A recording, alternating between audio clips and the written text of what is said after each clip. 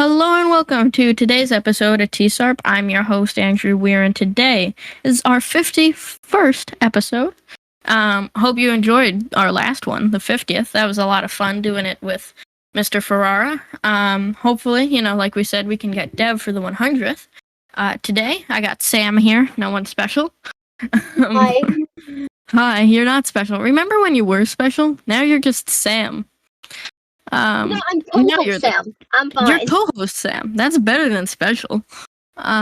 So today we're going to be talking about 5 tips and tricks you need in all capitals to know for making better Scratch games. We did a part 1 to this, I guess you could say, way back, like in the first, it was like our 5th episode. It was like really bad, really cringy. I don't even know who was in it. I don't think you were even in it, Sam. But I don't remember, honestly. Yeah, I went back and listened to it the other day, and it was something. Let's put it that way. So I guess we'll say our first tip. So make notes and comments. This doesn't just go for Hatch, but in Python it's very useful. If you can make little notes and so you don't forget what you need to do tomorrow or later in that day, or if you get a piece of code that you forget what it does, before you forget, you just write it down. It's not just great for remembering, but it's great for looking back in the future, because it's like 5 months later, you're like, oh, I think I did that in blank game. You can just look back and easily see it's there because a little comment says this does that. Yeah. I know, because I've done it a lot of times, not just in Hatch, but in Python, be like, what does this code do? And just have no idea and don't remember. But if you write little comments, you'll remember because it says it right there. Yeah.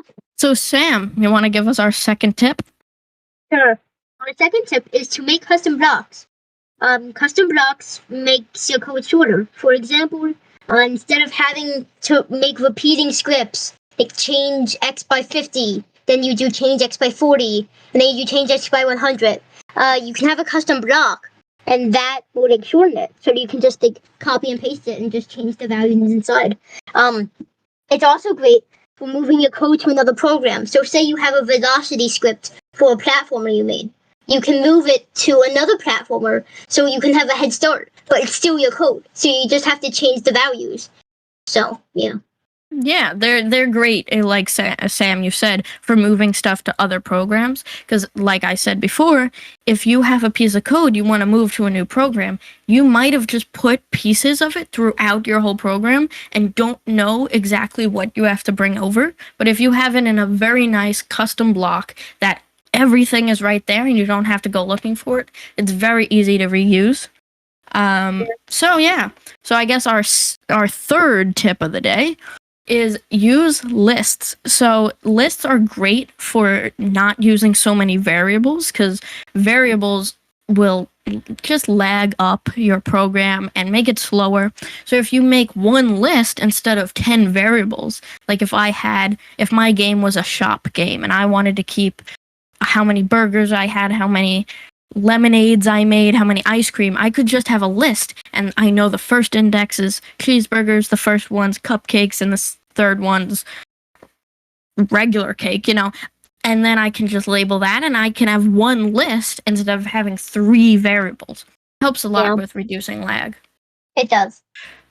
So, number 4 is, we teach this in Hop Hog Middle School, and some of you might not even know, so this could be a tip on its own for people in other school districts, but there's an extension in Scratch that is where you can do up, down, down, left, right, and then it will run a different piece of code. So it's great for making cheat codes and stuff like that.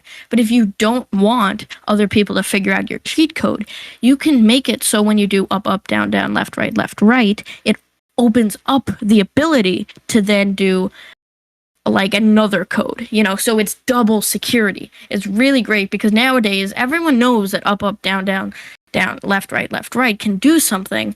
So people are just going to try it, and then they're going to figure out how to hack into your game. And if you guys listened to our episode from a few days ago, hackers aren't good. So yeah, double security. It's very useful. Don't mind if you don't mind me adding, the extension is called Makey Makey.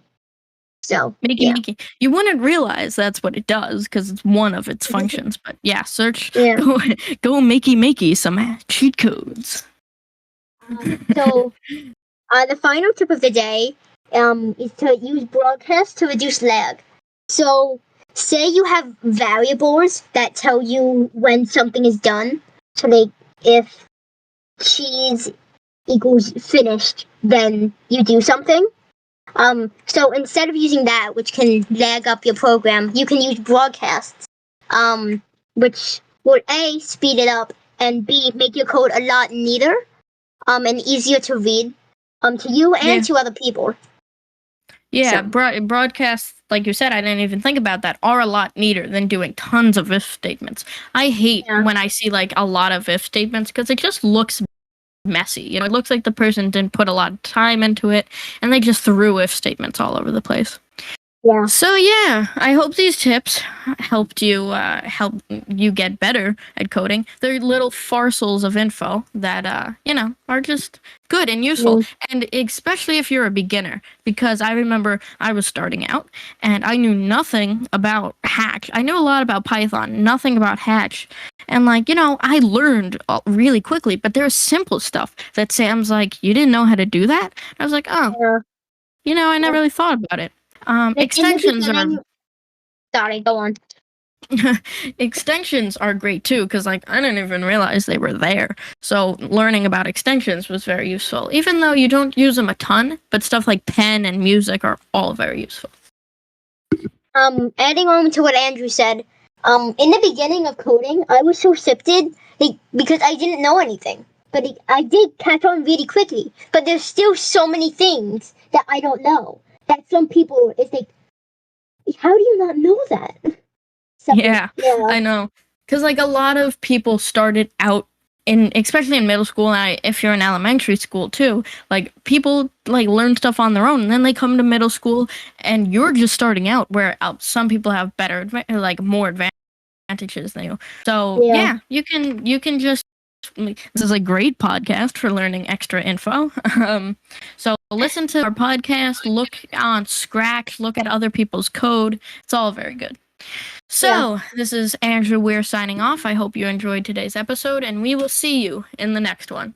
Bye bye. Bye bye.